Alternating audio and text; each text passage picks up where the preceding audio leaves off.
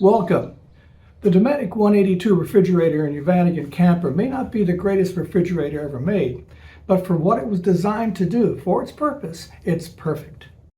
So even though these propane-powered refrigerators can stay out for a couple of weeks with a full tank of propane, there are times when I wish I could have stayed out even longer. The Vanagon refrigerator, nice as it is, well, it's kind of small. Now, if your Vanagon refrigerator is running right, you can make some ice, just not a lot of it. I'd much rather say, Alexa, bring me some ice, but that's probably not going to work.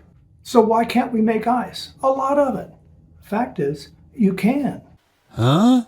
First, a little background. If you want, go ahead and skip forward a little bit. It's going to take a minute. Oh no. There are three basic types of refrigeration. First, the compressor type, exactly the same as what runs your refrigerator at home. They use a mechanical compressor to squeeze and expand a refrigerant like Freon. Now, the second type, thermoelectric cooling, uses what we call the Peltier effect. That's French. Ooh la la la. With the Peltier effect, when a current passes through a circuit with different kinds of conductors, one side gets hot and the other side gets cold. Now, our Volkswagen refrigerators use a third type called the vapor or absorption type. It's the same type of refrigeration used in those big, fancy, showy Class A motorhomes. Of course, we all know Raoult's law, which states that the partial pressure of each component of an ideal mixture of liquids is equal to the vapor pressure of the pure component multiplied by its mole fraction of the mixture. Whoops! What happened to me? What did you just say? Anyhow, the inside of the refrigerator in your Westie remains cold as long as it continuously removes and absorbs the heat from inside. This entire cooling process takes place behind the unit on the back side where you can't see it. Ice skating rinks, frozen food factories, even the space station uses absorption type cooling.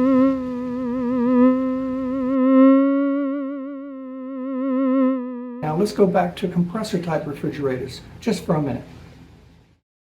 So if we take our home refrigerator and squeeze it down all the way down into small size, well, maybe not her, but down to a small size. And we have this new small-scale AC-DC refrigeration option. If I have the room, I want to put one of these small 12-volt 110 AC coolers in the van. They can be bought from anywhere from about $200 on up. No matter the color, the brand name, or even the size, I'm convinced they're all made at the same factory in China and use the same tiny compressor. As an experiment, I paired up one of these coolers with one of the new lithium iron phosphate batteries.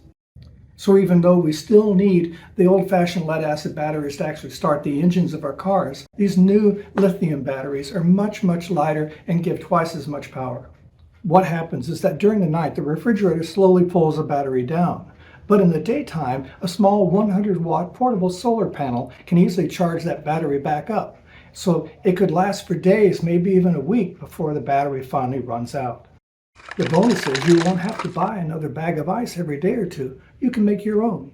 So think of this as not as a replacement to your Vanagon refrigerator, but an addition. Now, do you remember much from your middle or high school science class? I didn't.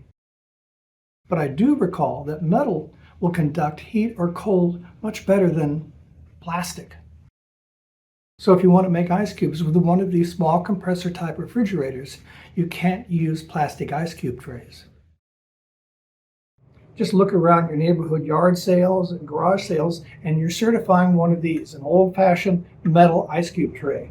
Usually made of stainless steel or aluminum, doesn't make any difference. But you can usually pick them up for a quarter. 25 cents, you've got an ice cube tray and you can make ice cubes. You can also buy them at the usual places online if you must, but try to get one at a yard sale. Cocktails? Thanks for watching.